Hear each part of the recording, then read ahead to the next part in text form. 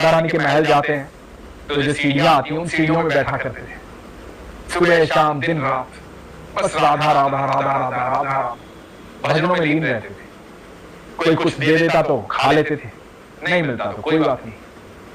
ब्रजदास अपनी भक्ति में लीन रहते थे और राधा रानी के पास आने वालों की तो भीड़ लगी रहती। एक दिन एक बड़े सेठ आया। बड़े सेठ ने देखा कि ये अलग ही भक्त है, कितने सुंदर भजन गाता है, लीन रहता है भक्ति में। जब मैं अंदर दर्शन करने गया था तब भी भजन गा रहा था, अभी बाहर आया हूं तब भी भजन गा रहा है। किसी से भिक्षा भी नहीं मांग रहा है, किसी से कुछ चाह भी नहीं रहा है, सुंदर भजन गा रहा है, सच्चा भक्त है राधा रानी का। तो सेठ ने ब्रजदास को 100 रुपए दिए। बात बहुत पुरानी है, उस समय के 100 रुपए लाख रुपए के बराबर होते थे। 100 रुपए दिए। ब्रजदास की आंखें खुली। ब्रजदास ने 100 रुपए का नोट लेकर के माथे से लगाया। सेठ भी मुस्कुराते हुए चले गए।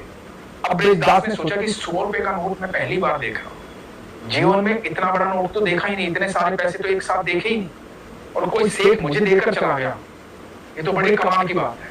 क्या करूंगा इस 100 रुपए का? इससे पहले कभी पैसे से कोई वास्ता ही नहीं, भोजन मिल ही जाता था, भजन और भोजन बस यही था जीवन। अब 100 रुपए का नोट आ गया, भजन तो वहीं टूट गया जहां 100 रुपए का नोट आ गया, भोजन की चिंता रही नहीं। सोचने लगे क्या करूंगा, वहां से अपना झोला उठाया, वहां से नीचे उतरने लगे, सोचते रहे क्या करूंगा। मन में आया कि 50 रुपए से खाता खुलवा लेता हूं बैंक, और बाकी 50 रुपए में नए वस्त्र खरीदूंगा, अच्छा भोजन खाऊंगा, मर्जी के होटल में जाऊंगा, वहां भोजन खाऊंगा, बढ़िया खाना खाऊंगा, बहुत सारे पकवान खाने हैं। बहुत सारी इच्छाएं थी जो उस 50 रुपए में पूरी होनी थी, और 50 रुपए बैंक में जमा हुए। उन इच्छाओं के बीच में उलझे उलझे उलझे उलझे सारा दिन हो गया, रात्रि बीत गई। रहना सोना कहां था, वहीं सीढ़ियों से नीचे, क्योंकि अब तक तो राधा रानी की सेवा की थी, राधा रानी का नाम ही जपा था और कुछ किया ही नहीं।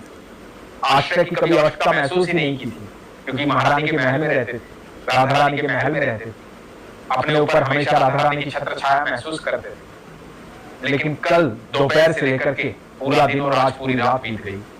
उस 100 रुपए में बड़ा परेशान किया ब्रजदास जी को। इतने परेशान हो गए कि समझ में कुछ नहीं आ रहा था, सारी रात नींद भी नहीं आई। फिर 100 रुपए के नोट को गौर से देखा, महल की तरफ जाने वाली सीढ़ियों को देखा, भागे भागे ऊपर गए, अपने स्थान पर जाकर बैठे जहां रोज बैठते थे। वो 100 का नोट लिया और फाड़ दिया और जोर से रोने लगे, राधे राधे चिल्लाने लगे, बोले राधा रानी क्षमा कर, जब से 100 का नोट आया था एक बार भी आपका नाम नहीं लिया, आपको कैसे भूल सकता हूं, मेरी जुबान पर आपका नाम ही नहीं है, मेरे ख्यालों में आपका नाम ही नहीं है, मेरे दिमाग में कुछ और ही चल रहा है। ऐसा नोट जो मेरी राधा रानी को मुझसे दूर कर दे, ऐसा नोट मेरे किस काम का, ऐसी तृष्णा किस काम की, ऐसी सोच किस काम की जो मेरे भगवान से मुझे दूर कर दे, मेरे ईश्वर से मुझे दूर कर दे, मेरी मां से मुझे दूर कर दे। जब तक तेरी छत्र छाया है, जब तक तेरा आशीर्वाद है, जब तक तू मेरे साथ है, मुझे किस चीज की आवश्यकता है, नहीं चाहिए कुछ भी। मुझे माफ कर दे मां, मुझे माफ कर दे राधा रानी।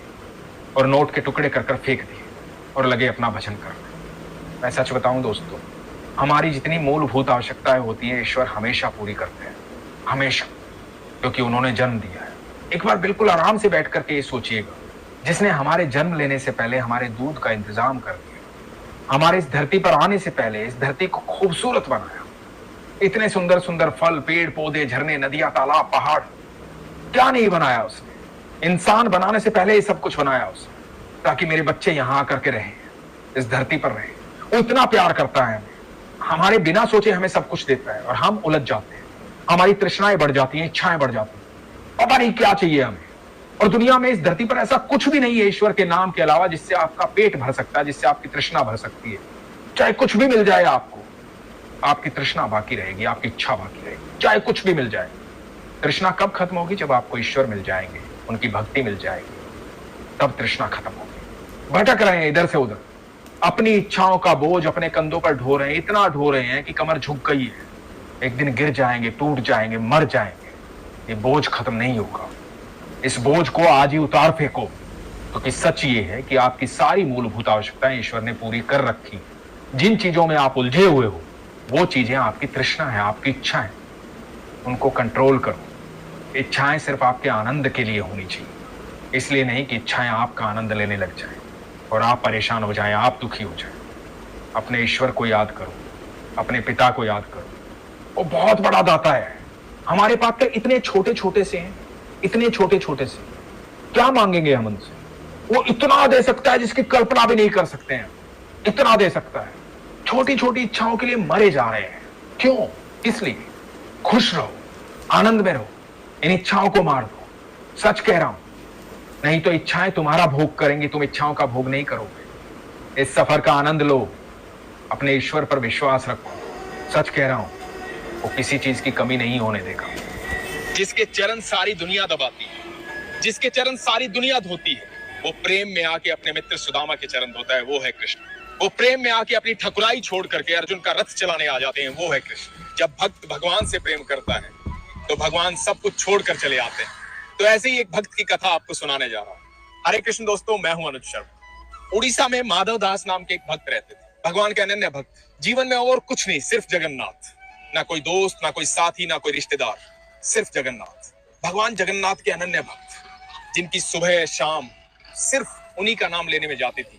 वही उनके सखा थे, वही उनके साथी थे, वही उनके दोस्त थे और वही उनके दुश्मन भी। हर बात उन्हीं से करनी, झगड़ा भी उन्हीं से करना और प्रेम भी उन्हीं से करना। एक बार हुआ यूं कि माधव दास जो है वो बीमार पड़ गए। बढ़ती उम्र थी, बीमारी आ गई थी। वो इतने बीमार पड़ गए कि उनको बहुत वोमिटिंग होती थी, उल्टी आती थी, दस्त लग गए थे, शरीर कमजोर हो रहा था। भगवान की सेवा करते थे लेकिन सेवा करने के लिए शरीर में ताकत ही नहीं रही थी। बहुत बड़े भक्त थे, सब जानते थे आसपास के माधव दास जो है बिना जगन्नाथ जी की सेवा किए एक कोर नहीं खाते, बिना जगन्नाथ जी की सेवा किए भोजन करते ही नहीं है। तो बहुत सारे लोग आए माधव दास जी के पास कि प्रभु हम आपकी सेवा करते हैं, हमें काम करने दो, हम आपके लिए भोजन बनाते हैं, आप चिंता मत करो। लेकिन माधव दास जी कहते थे नहीं, जिसकी सेवा मैंने सारी उम्र की है वही आएंगे, वही ठीक करेंगे, वही स्वस्थ करेंगे।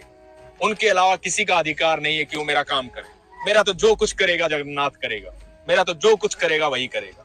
इतना प्रेम, इतना अगाध विश्वास बहुत कम लोगों को होता है जो भगवान पर सब कुछ छोड़ देते। सब छोड़ दिया भगवान पर।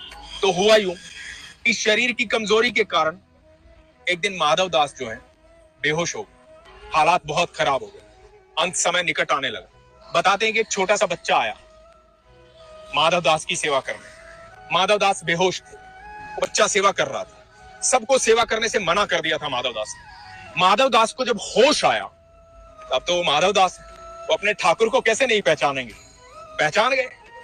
बोले प्रभु आप मेरे काम कर रहे हैं। बच्चा मुस्कुराया कि पहचान गए माधव। अब माधव से माधव का मिलन था, भगवान का भक्त से मिलन था। माधव दास ने कहा कि प्रभु एक बात बताइए, आप मेरे काम करने आ गए, मेरा भोजन बनाने आ गए, मेरा बिस्तर लगाने आ गए, मेरे सारे काम करने आ गए। आप चाहते तो मेरी बीमारी भी खत्म कर सकते थे, मुझे रोग मुक्त भी कर सकते थे, आपने ये क्यों नहीं किया? दोस्तों ये जवाब आप सुनिएगा, बहुत अद्भुत जवाब है भगवान जगन्नाथ जी का, भगवान श्री कृष्ण का।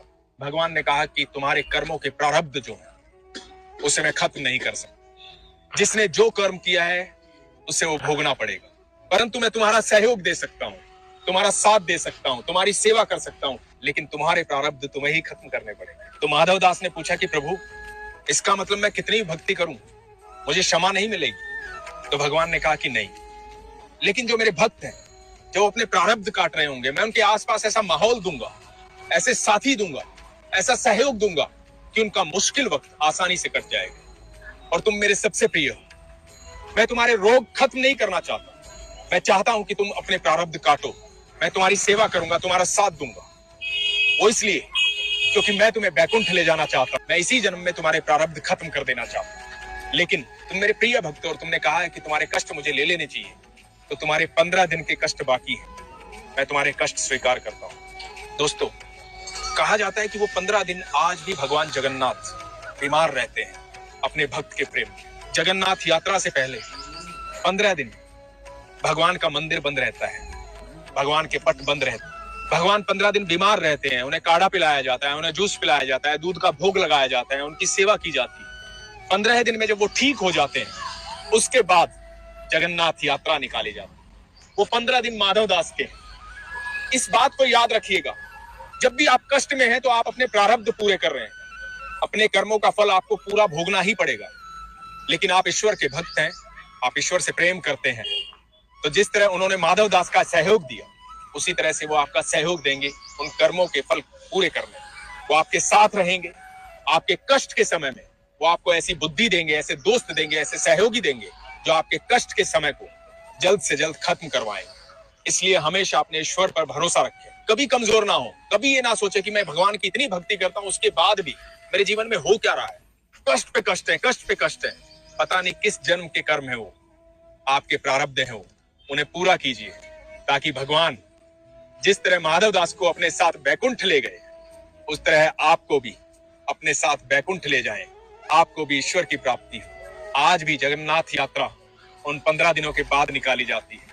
आज भी माधव दास के 15 दिन भगवान उतने ही प्रेम से काटते हैं, खुद बीमार रहते हैं लेकिन भक्त को अपने साथ बैकुंठ ले जाते हैं। ये है ईश्वर का प्रेम।